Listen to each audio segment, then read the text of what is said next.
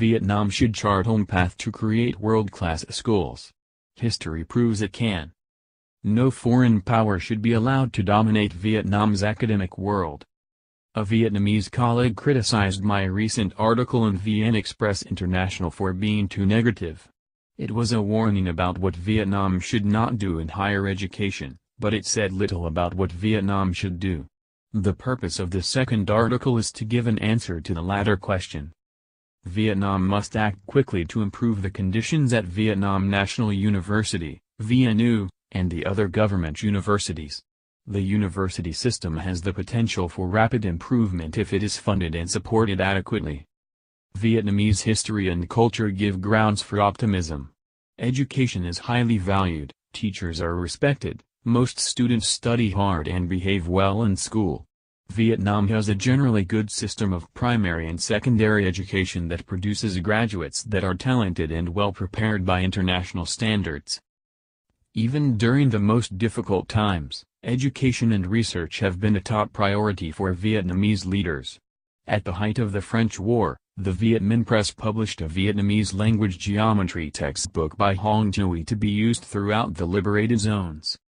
At the Vietnam Academy of Science and Technology in Hanoi, the Vietnamese government has funded over 30 research institutes in both basic and applied sciences.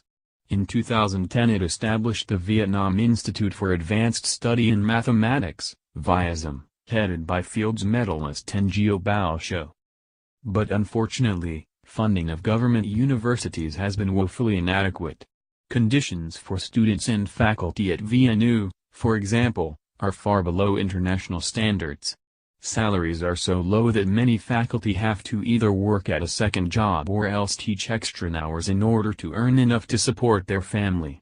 Faculty have no suitable place to meet with students outside of class, for office hours or special projects, and have little incentive to engage in research.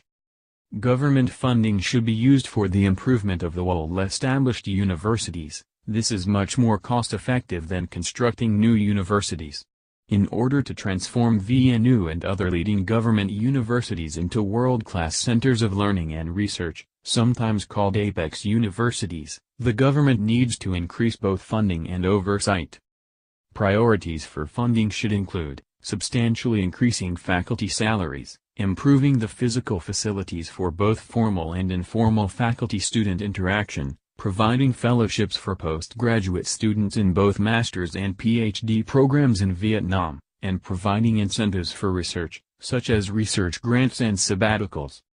In mathematics, some initial efforts in this direction have already been taken by VIASM, the Mathematics Institute, through its visitor program. This needs to be expanded to all fields, not just mathematics, and it should not be necessary to create new institutes in order to administer such programs.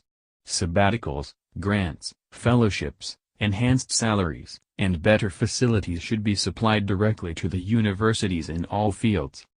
Vietnam must create the type of conditions that will encourage many of the best students to remain in Vietnam for their university studies and, if they go abroad for study, to later return to Vietnam in order to teach and do research in the universities.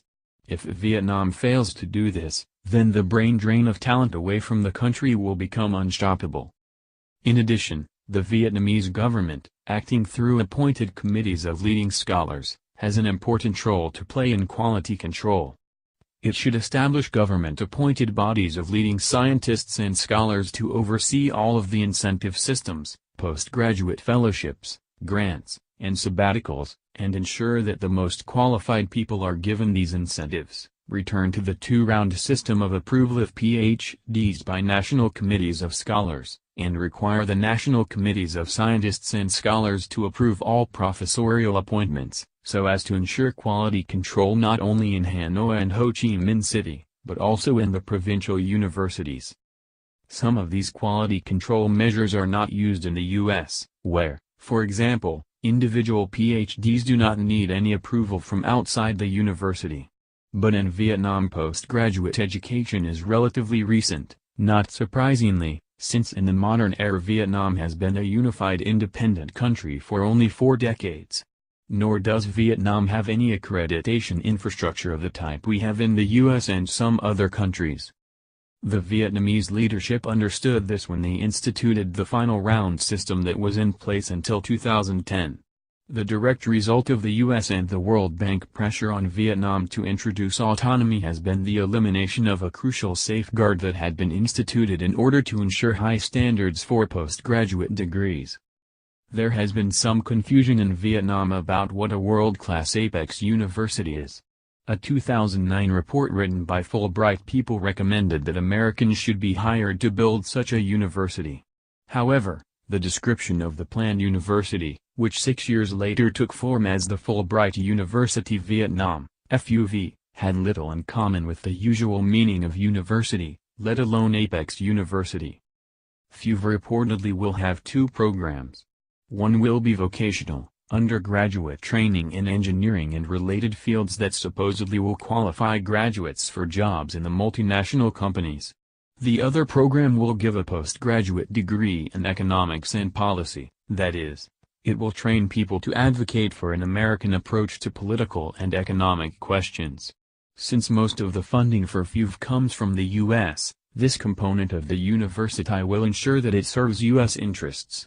The Americans running this program will encourage so-called critical thinking in opposition to socialism, but will certainly not encourage critical thinking about the failures and shortcomings of capitalism as practiced in the U.S. The word university is closely related to the word universal.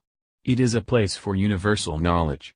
In addition to programs in practical areas, such as engineering, it must also give advanced degrees and conduct research in history, literature, the arts, and basic science and mathematics. A great university is a place where the nation's best minds can flourish. It is a place of national pride. It is natural for a developing country to strive to have one or more such universities.